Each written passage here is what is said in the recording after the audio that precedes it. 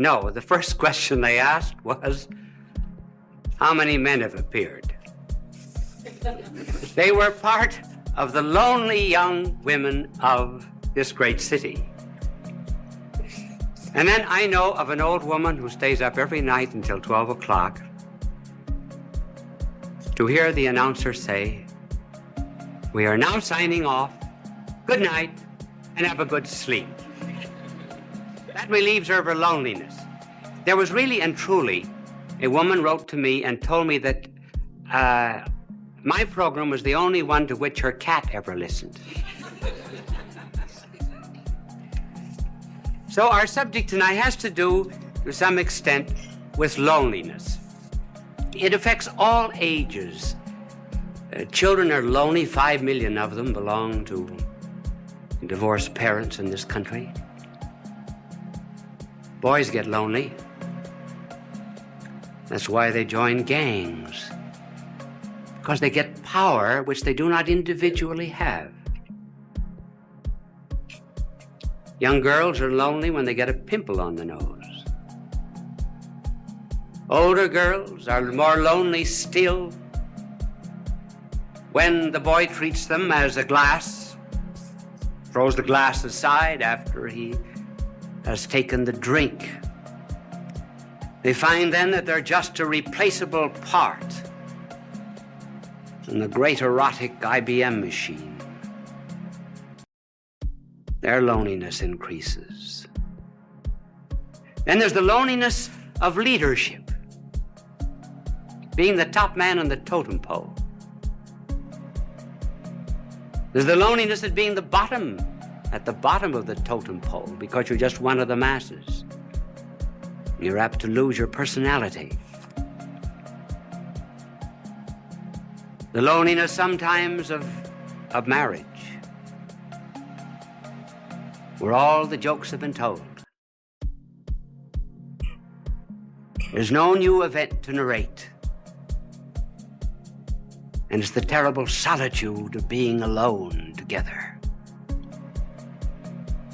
And then even when it does remain fine and noble and rich, even in moments of greatest unity, there is a feeling of apartness after such an ecstasy. One hopes to completely submerge oneself, and yet one finds oneself back again.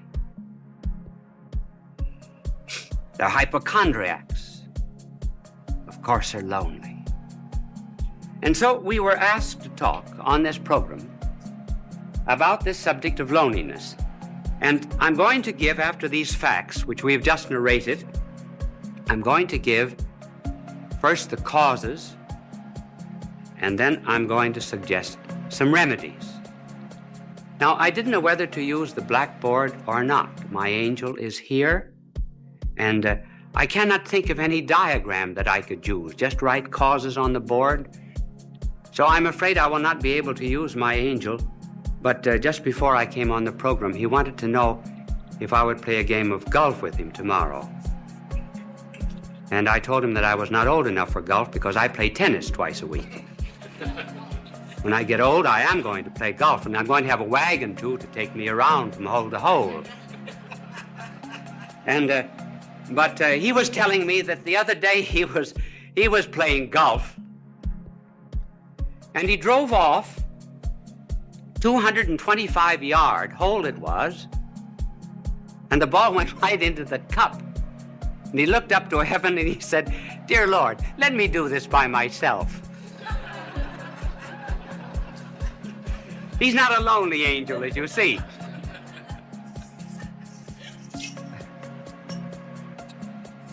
Now, what are the causes of loneliness? Well, one of the causes of loneliness has to do, first of all, with the lonely people themselves. And another reason why they are lonely is because of people who are not lonely. First of all, on account of the lonely themselves. They want to be loved too much. They want to love, to be loved. Now, there's nothing wrong about wanting to be loved, because we're all Stradivarius violins without bows. I didn't mean that pun. We are... One of the difficulties of an unprepared, unscripted play. And we're cups without saucers. We are to be complimented. But the deep loneliness of which we are speaking comes from an excessive desire to be loved. The more I want to be loved,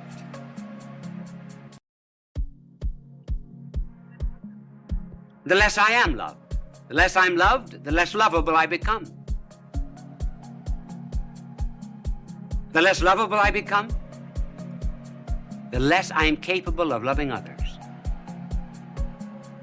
And that's how, by a desire to seek only oneself and to please oneself, one gets caught like a bird in a fowler's net. And the more one struggles to get out of this loneliness, the more one is captured by it. Just take some concrete examples of this desire to be loved. I know of a mother whose daughter was away at college. And she used to call up the daughter every night. Would keep the daughter on the phone for an hour and protested to the daughter that she was not appreciated as she should be. And because other girls in this college wanted to use the phone, she said to her mother, "Mother, I'm forbidden to use the phone anymore." One day, the superintendent had sent for her, and she was unable to answer the phone, and she told her mother, "Send someone to answer the phone for her." The mother said, "This is the end," and she refused to see her daughter again. Thus, by wanting too much to be loved without loving, one loses even the love that one seeks. And then there was a fiancée. She used to. I wonder if any of you young women in the audience ever do that. Do you know what she would do? She would write down in a book every time the boyfriend called how long he spoke. She also wrote down how often he wrote and how many words he wrote in each letter. She felt that she wasn't loved enough, so she began writing herself anonymous letters, threatening her. And she said that these letters came from a well-known author in the city. And finally, she was exposed by this man whom she blamed, and eventually the marriage was broken off. She just loved too much, loved to be loved. And then there was the wife who felt that her husband was paying no attention to her, insisted that he stay away from work. He wanted to go to a picnic, wanted to go to the beach, and he found excuses many times, and finally he lost his job. The marriage broke up.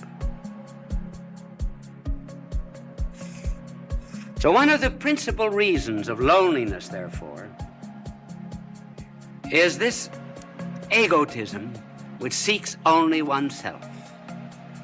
And you can already see the cure anticipated by the mere fact that we mention this cause. But then there's another cause of loneliness, and that's on the part of the people who are not lonely. They do not bring any love to these people.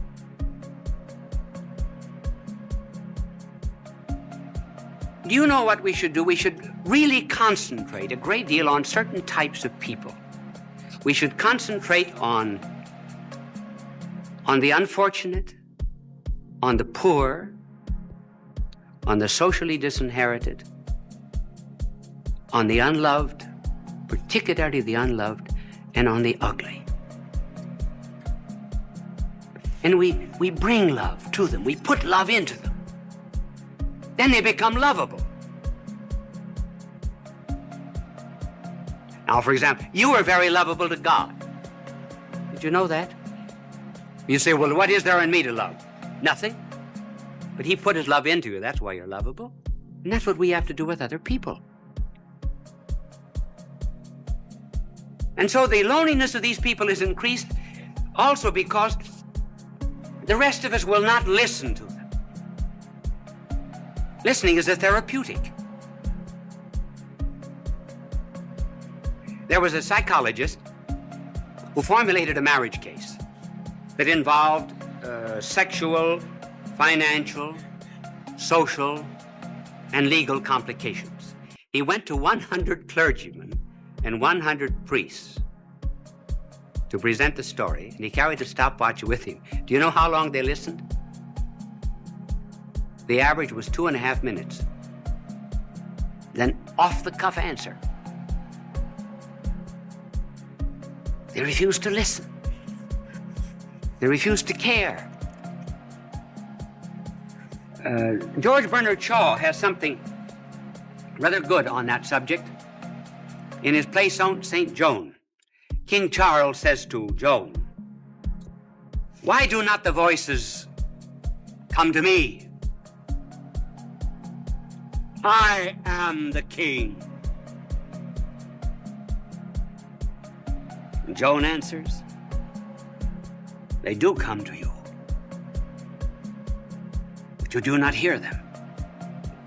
You have not sat in the field in the evening listening for them. You prayed from the bottom of your heart and listened to the thrilling of the bells and the trilling of them after they had stopped ringing. You would hear the voices, just as I do." In other words, listening is a therapeutic, a cure for lonely people. We do the same thing with our prayers. We wouldn't do to a doctor what we do to God. Would we go into a doctor and mumble off all of our symptoms and then say, "Bye, doctor"? Not listen. So listening on our part, refusal to listen, is one of the causes that intensifies this forsakenness. Now, what is a cure? Well, there are several cures, and we will just have time to mention one that is very important, namely caring for other people. When we're lonely, go out and serve. Then loneliness goes out through our fingertips. Our heart opens. The Chinese have a proverb: if you're without shoes, go out and find a man without any feet.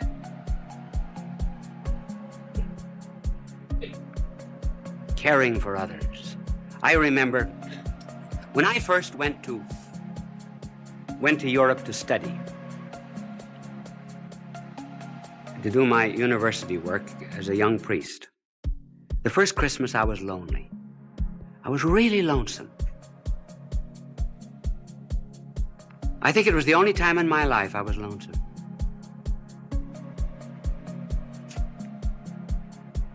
What would I do?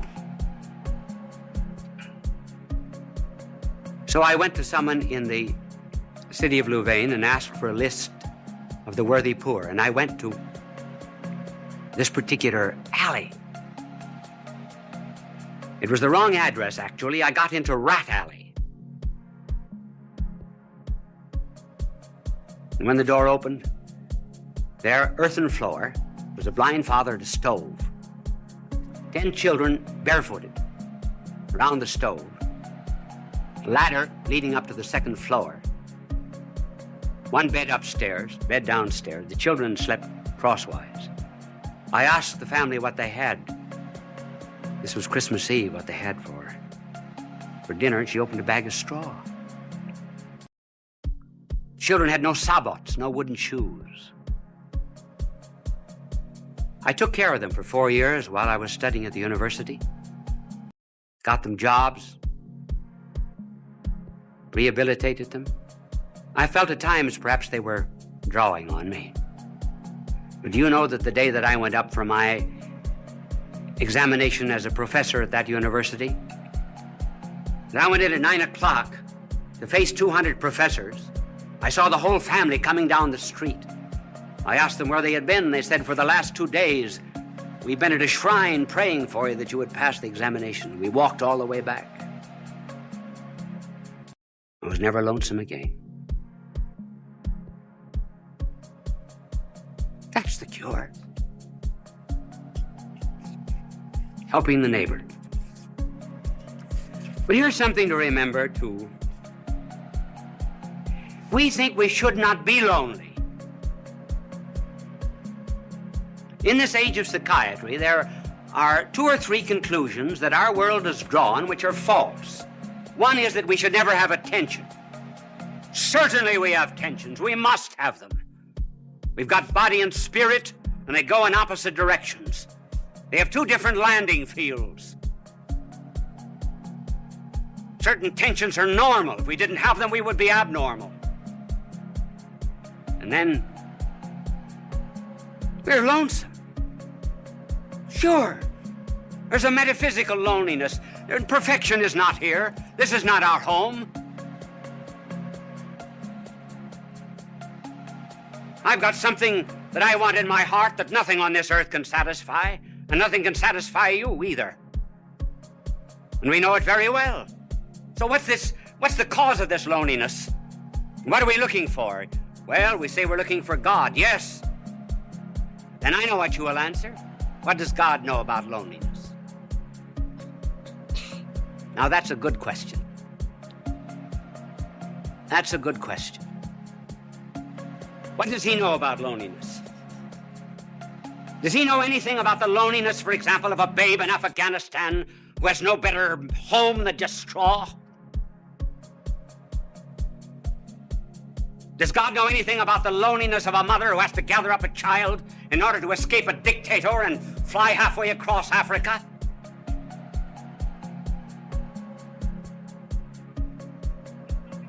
Does God know anything about the loneliness of a man that's born on the wrong side of the tracks? Who's isolated socially from people simply because his hands are calloused with common labor and is denied decent society?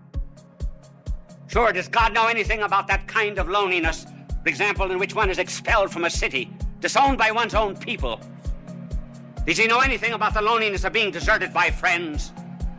Does he even know anything about the loneliness of feeling doubts even about religion, doubts even which one cries out, "Why hast thou abandoned me?" Does God know anything about these things? Yes, those are good questions. Now suppose that there was a figure that came into all of this loneliness and so immersed himself in it that he would not immunize himself from it, would not cut himself off from it. Would you, for example, be the only one on the battlefield that was whole and not help any of the wounded?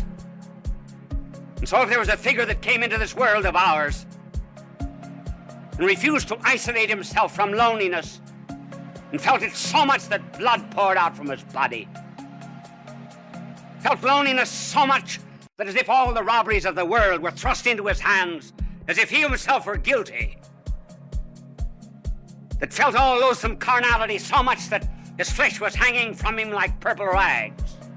Suppose someone came into this world and went into all of this loneliness, took it all, and was not overcome by it, but conquered it all. Then what? Then I may be lonely every now and then, but I'll not be overcome by it. Then I have a captain, kind of a captain who did presses not a button in heaven from a celestial command. But I have a captain who stumbled to a throne.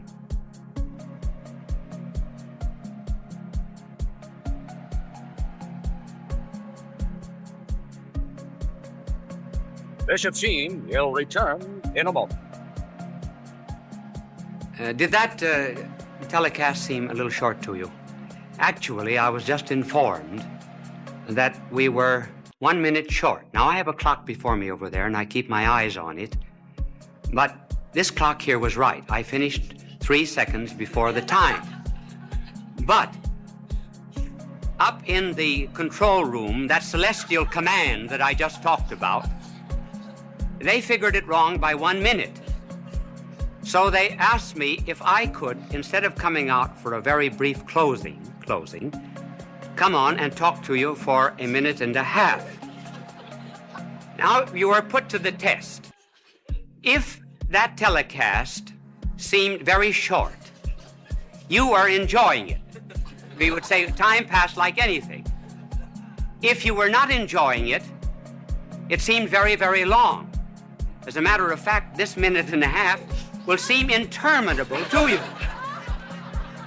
Now, I want to tell you, my good people, that I have to leave you now. Are you a bit lonely? I am. I'm lonely too. Bye now, and God love you. Fulton J. Sheen is indeed a man for all seasons. He walked a paced beat, allowing us to glimpse his nature and ponder its worth and to enjoy its presence. Bishop Sheen authored over 90 books. He broadcast countless radio and television programs and ministered in many parts of the world to people of every belief. As he said many times, it is not a unity of religion we plead for, but a unity of religious people. We may not be able to meet in the same pew, but we can meet on our knees.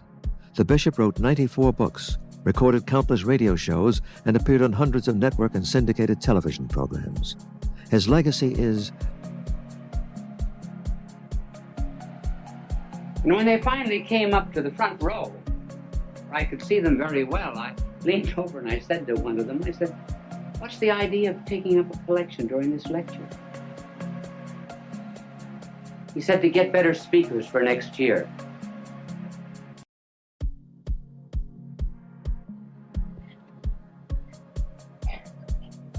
So I am not presenting myself as a model to you on how to talk. It's just merely that there have been so many letters coming to me asking me to give a few suggestions that I will give them to you. They are only personal. They may not apply to everyone, but I will give them to you for what they are worth. If I can talk now, I certainly couldn't always talk. There came a turning point in my life. It was in college when I was a freshman. I was on the debating team, which was in the college that I attended. A great honor because they put a tremendous premium on debating. I thought I was good because, after all, I was picked as a freshman. I had to be good. And the night before the debate with Notre Dame University, the coach of our debating team, Father Bergen, called me over to his office and he said, "You are the worst talker we've ever had in this college." Well, that was a terrible shock to me. I said, "Well, if I'm so terrible, why did you pick me on the team?" He said, "Because you can think, not because you can talk." But he said, "You're going to learn to talk before you leave this room. Take a paragraph out of that speech, any paragraph you like." I remember we were talking on the Merchant Marine. I'll never forget, the paragraph began, "I think it needs no argument to prove," and so forth. So he said, "Stand up there against the wall," which I did. Now he said, "Go over that paragraph." At the end of it, he said, "Do you see your mistake?" I said, "No." "Go over it again." Went over it 1 hour, 2 hours, 2 hours and a half. I was dead. So was he. And every 2 or 3 minutes when I finished it, he would say, "Do you see your mistake?" I said, "No." But being naturally quick, after 2 hours and a half, I saw it. He said, "Do you see your mistake?" I said, "Yes, I think I do. I'm not natural." He said, "That's right. That's all." And he dismissed me. Do you notice how often speakers, as soon as they get up on a platform, or ministers or priests in the pulpit, everything changes, their voice changes, their attitudes, their poses? I think many prayers that we say, we're not talking to God. We're talking to an audience, particularly prayers at banquets, inaugurations, and so forth. And we put on artificial poses, O God, we ask thee to send down upon us thy benediction, thy blessing upon the sailors who are at sea, the merchants at their counting table, the lawyers at their bar. Well, that's not the way people talk. So, being natural and preparing a talk, what would be some suggestions? Now, the way I prepare a talk is not perhaps the way everyone would want to do it, but I can only give you my way. In order to prepare a talk, one must do a tremendous amount of reading. Each one of these telecasts of mine would represent between 20 and 40 hours of study. When I get through, what have I got? Nothing but a bits of yellow pages. I think I have one in my pocket. But before I show it to you, I will tell you what I do. I study, I do research, and I begin to understand the subject. Then, when it gets into my head, I begin to write out points. Generally just 3 or 4 points that I'm going to talk about. I will only write out the heading. And then I will tear up the paper and then rethink what I was saying. So that when I prepare a telecast, there must be 20, 30 to maybe 100 pages that are torn up. And then the closer I get to the end, the smaller the pages are. This is this telecast. And I brought it out here, not because I'm going to refer to it, but just simply because it shows you the points, how small the points are. And by doing a tremendous amount of study, the mind creates an atmosphere for the talk. There is much more air round about us than ever gets into the lungs. There's more food at the table than ever gets into our stomach. There are more things to see in nature than ever comes into the eye. And so when one rises to give a talk, one should have an atmosphere, a certain ambient knowledge round about that one can pull in this idea or that, as it were, from the air while you're talking. So that instead of writing out the speech, word for word beforehand, and then memorizing it like this, one thinks it from the head out.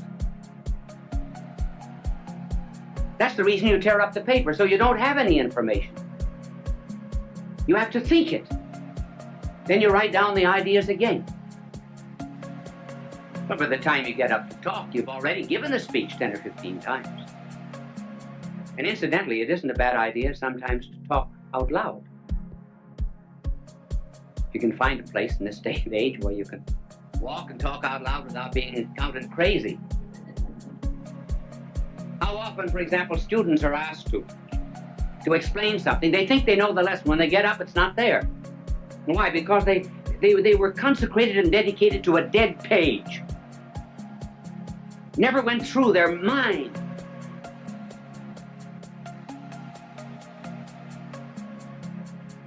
Sometimes teachers are just textbooks wired for sound.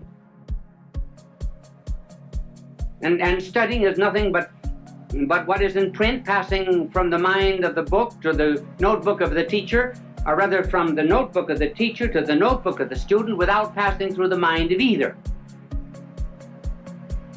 Now, this method of preparation is is hard. It's very much easier to write something out and then to learn it than to do it this way.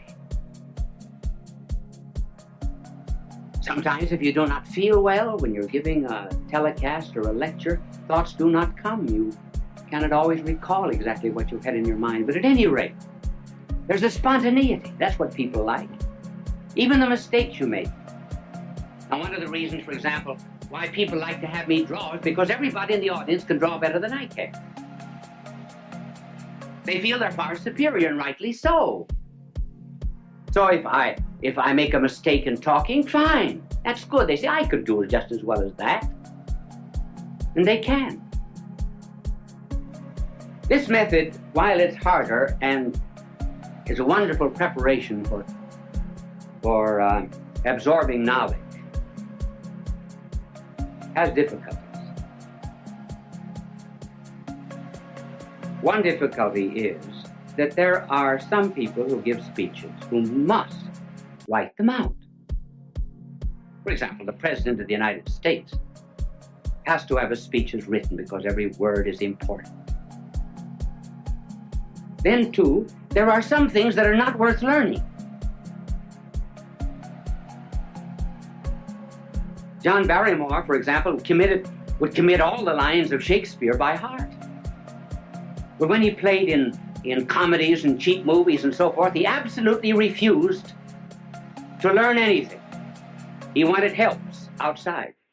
Now that's why people on television have to have aids that are outside. I do not use any kind of aid on the outside. If I read anything, I have it written out. Now there are two main props that are used in television. And the first prop is what is called an idiot card. An idiot card is something that is written out so that you'll not forget it. Now just suppose I were teaching you mathematics. Now I would be reading off this idiot card. And I would say to this vast television audience, 2 + 2 = 4. 2 + 1 = 3. 3 + 3 = 6. See, I don't forget it that way. Wonderful, isn't it? Now, you can... thank you for the idiot card. It was not an idiot that helped. It's only the card that's an idiot. And it's impossible for people who are constantly appearing, for example, on television, to study their lines or their commercials, and so they have to have them written out on these cards. But you can always tell, if you just look closely at anybody who's using an idiot card, this is generally the way.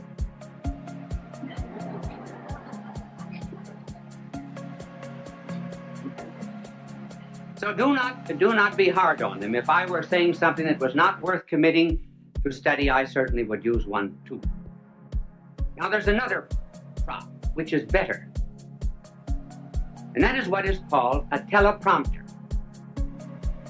And a teleprompter will have a whole speech on it. For example, when you hear people giving speeches on television, 999 out of 1,000 are using a teleprompter if they do not have the paper before them. Many of the commercials which you hear are written on teleprompters. And a teleprompter rolls. I was watching a television show once where the teleprompter got caught. And that's kind of hard. Now, for example, if I were using a teleprompter and I didn't know my lines, now this is exactly what I would have written out. My name is Bishop Fulton J. Sheen. My address is 366 5th Avenue, New York. See, then I don't forget.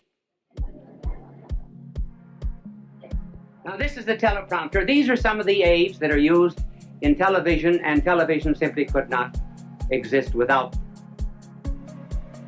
And they are helpful too, simply because one is apt to forget.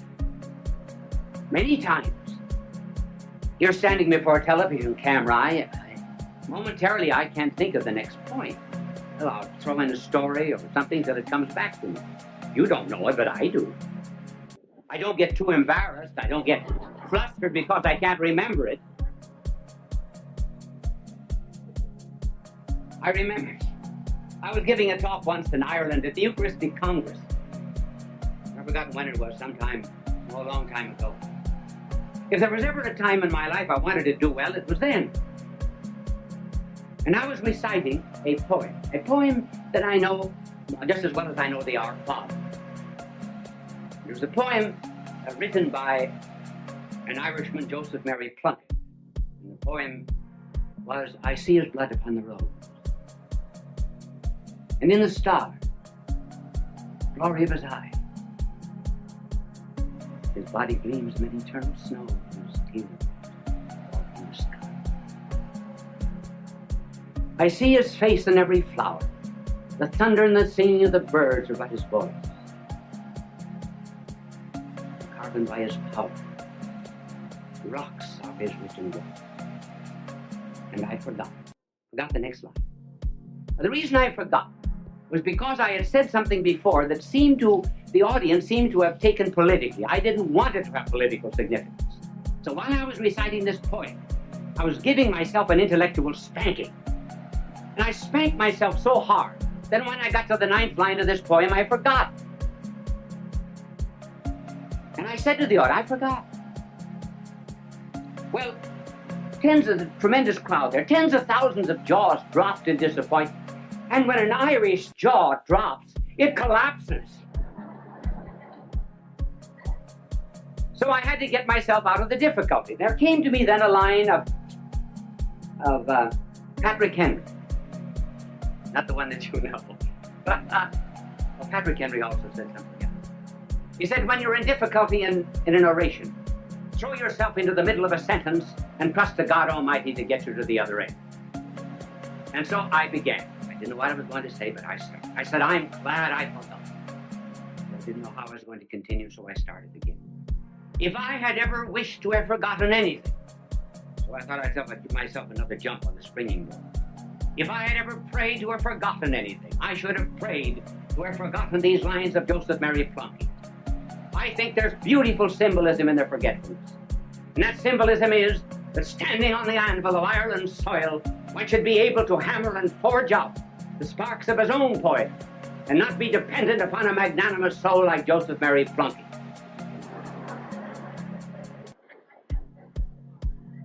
I got no credit for it afterwards because the audience said that was a great trick, pretending you forgot.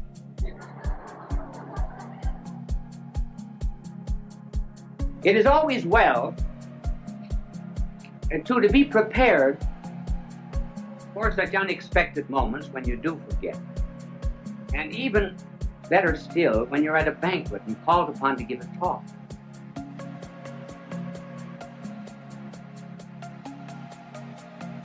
And you have to begin with something that is not too heavy. In fact, one should always begin with something that's not too heavy. For example, you just simply cannot begin a speech by saying, ladies and gentlemen, Accipitor Frontalis, the convoluted convolutions, the metaphorical Vicliarum Pelviarum. That's a little too serious. You have to start with something that's common to the audience. Now, I think the best story of all is being called upon to talk without preparation and unexpectedly. It's the delightful story of G.K. Chesterton. He was called on, he said,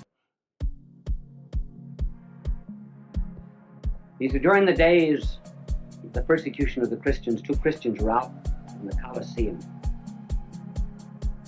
And some lions that had been released for 12 days, had been starved for 12 days, were released in their cages. They bounded out across the Flavian sands, were about to precipitate themselves upon the poor Christians. And the Christians reached out their arms, put them around the lion's neck, and began to say something in the lion's ear. Well, the emperor was furious. He came for blood, not comedy, because the lions went back again to their cages without touching the Christians. So the emperor, being furious, ordered other lions that had been starved for 4 weeks released. They bounded out after their prey, were about to precipitate themselves upon the Christians. And the Christians reached out their arms, put them around the lion's neck, whispered something in the lion's ear, and the lions left them and went back again to their cage. The emperor sent for the Christians. What are you doing to my starving lions? Nothing. Nothing but whispering something. But what do you whisper? Christian said, we say, after this meal, you have to give a speech.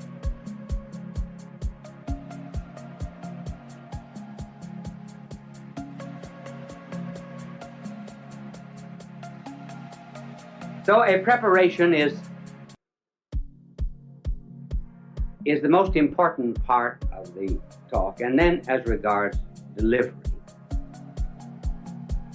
what is important is sincerity, meaning what you say.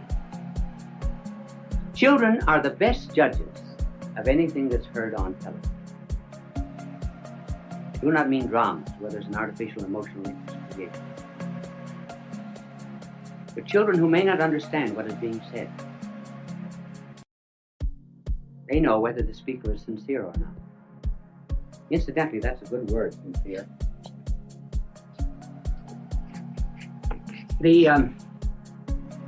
When the Romans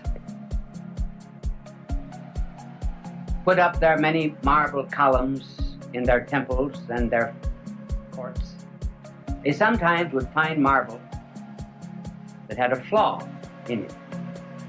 So they would fill it up with wax and cover it.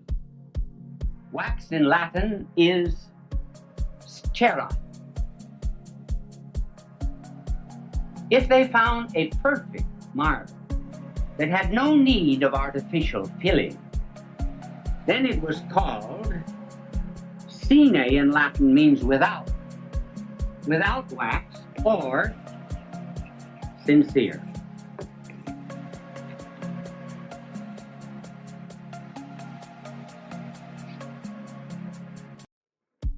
This is about the only suggestion that I would give for delivery. One just simply feels what's in his heart, that's all. Out of the abundance of the heart, the mouth speaketh. And one must not be too long. It's always better to have an audience say, I wished he talked longer, than to have them say, he had 3 good chances to quit.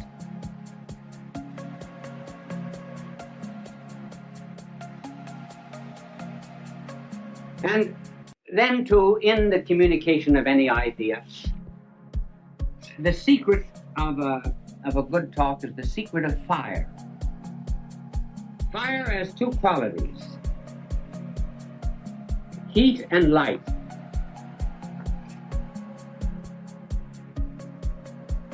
The light corresponds to the truth. The heat corresponds to the zeal, to the passion, to the fire.